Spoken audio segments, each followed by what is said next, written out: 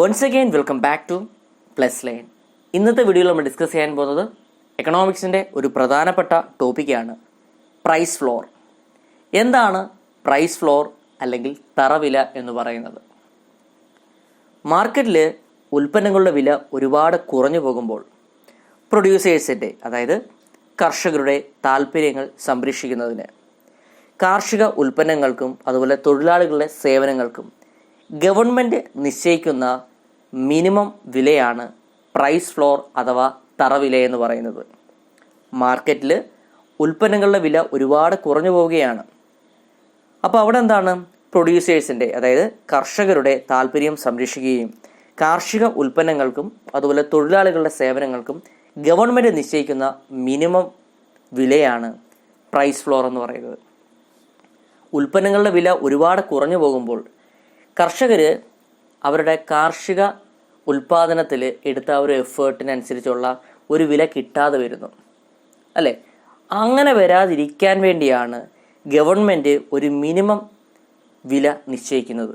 അതിനെയാണ് price floor അല്ലെങ്കിൽ തറവില എന്ന് പറയുന്നത്. പ്രൈസ് ഫ്ലോർ എപ്പോഴും ഇക്വിലിബ്രിയം പ്രൈസിന് മുകളിലായിരിക്കും. എന്തുകൊണ്ടായിരിക്കും? ഇക്വിലിബ്രിയം പ്രൈസ് കർഷകർക്ക് ന്യായമായ ഒരു വില നൽകുന്നില്ല. അതുകൊണ്ടാണ് ഗവൺമെൻറ് എന്താണ് ഒരു മിനിമം വില വയ്ക്കുന്നത്. അതെപ്പോഴും എന്തായിരിക്കും? ഇക്വിലിബ്രിയം പ്രൈസിന് മുകളിലായിരിക്കുകയും ചെയ്യും, അല്ലേ? അതുപോലെ തന്നെ ഫ്ലോർ പ്രൈസ് നിശ്ചയിച്ചു കഴിഞ്ഞു, അതായത് തറവില നിശ്ചയിച്ചു കഴിഞ്ഞു.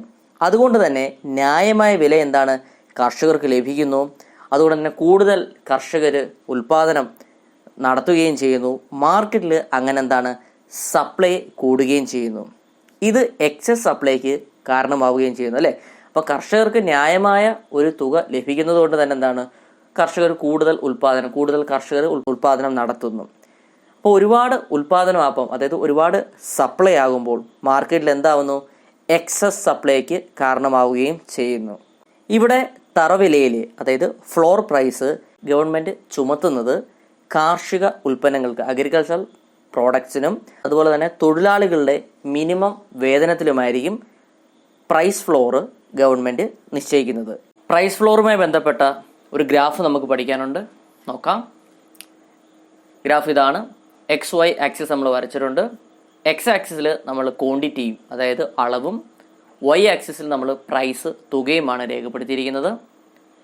അതിനുശേഷം റെഡ് കളറിൽ നമ്മൾ മാർക്ക് ചെയ്തിരിക്കുന്നത് അത് സപ്ലൈ ആണ്. അതുപോലെ തന്നെ ഗ്രീൻ കളറിൽ നമ്മൾ മാർക്ക് ചെയ്തിരിക്കുന്നത് എന്താണ്? ഇവിടുത്തെ ഡിമാൻഡുമാണ്. ഈ സപ്ലൈയും ഡിമാൻഡും ഈക്വൽ ആകുന്ന ആ പോയിൻ്റാണ് മാർക്കറ്റ് ഇക്വിലിബ്രിയം. അത് നമ്മൾ ഇ എന്ന് മാർക്ക് ചെയ്തിട്ടുണ്ട്, ഇക്വിലിബ്രിയം.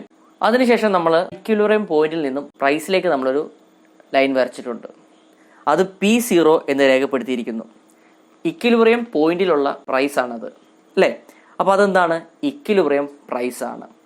അതുപോലെ തന്നെ ഇ എന്ന പോയിന്റിൽ നിന്നും നമ്മൾ എക്സ് ആക്സിസിലോട്ട് നേരെ ഒരു ലൈൻ വരച്ചിരിക്കുന്നുണ്ടോ? അതാണ് Q0 എന്ന് രേഖപ്പെടുത്തിയിട്ടുണ്ട്. ഇക്വിലിബ്രിയത്തിലുള്ള ക്വാണ്ടിറ്റിയാണത്, അല്ലേ? അത് ഇക്വിലിബ്രിയം ക്വാണ്ടിറ്റി എന്നും രേഖപ്പെടുത്തിയിരിക്കുന്നു. നമ്മൾ പറഞ്ഞു ഇക്വിലിബ്രിയം പ്രൈസ് ഒരുപാട് കുറഞ്ഞു പോയിട്ടുണ്ട്. അപ്പോൾ അതെന്താണ്? കർഷകർക്ക് നഷ്ടമാണ്. അപ്പോൾ അതുകൊണ്ട് തന്നെ ഗവൺമെൻറ് ഒരു മിനിമം വില നിശ്ചയിക്കുന്നു. അതിനെയാണ് പ്രൈസ് ഫ്ലോർ എന്ന് പറഞ്ഞിരുന്നു. അപ്പം ഇക്വിലിബ്രിയം പ്രൈസിനേക്കാൾ മുകളിലായിരിക്കും പ്രൈസ് ഫ്ലോർ എന്ന് പറയുന്നത്, അല്ലേ? ഇക്വിലിബ്രിയം പ്രൈസിനേക്കാൾ എപ്പോഴും മുകളിലായിരിക്കും എന്ത്? പ്രൈസ് ഫ്ലോർ എന്ന് പറയുന്നത്. അത് നമ്മൾ PF എന്നാണ് രേഖപ്പെടുത്തിയിരിക്കുന്നത്. PF എന്ന് പറയുന്ന ആ ഒരു പോയിന്റിൽ നിന്ന് നമ്മൾ നേരെ വരയ്ക്കുന്നു. അതെവിടെയാണ് എത്തുന്നത്? സപ്ലൈയിലാണ്, അല്ലേ? നേരെ ആ റെഡ് കളറിൽ എത്തുന്നുണ്ട്. അത് നമ്മുടെ SS എന്ന് മാർക്ക് ചെയ്തിരിക്കുന്നത് എന്താണ്? സപ്ലൈ ആണ്.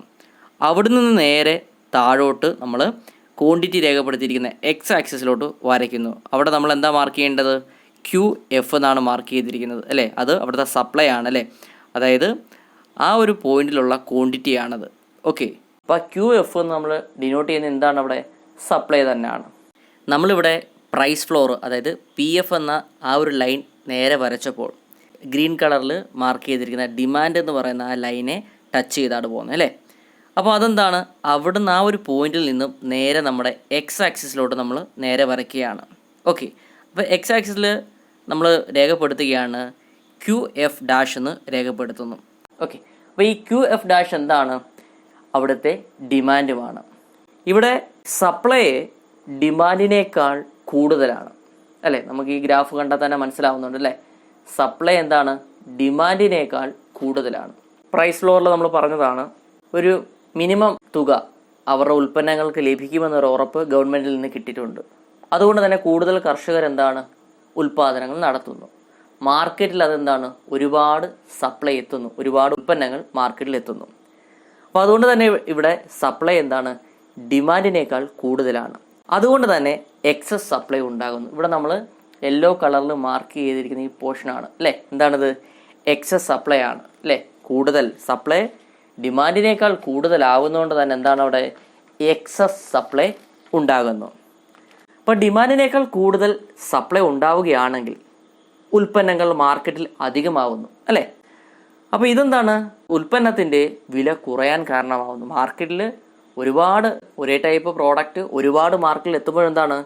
ആ ഒരു ഉൽപ്പന്നത്തിന് വില കുറയാൻ കാരണമായേക്കാം.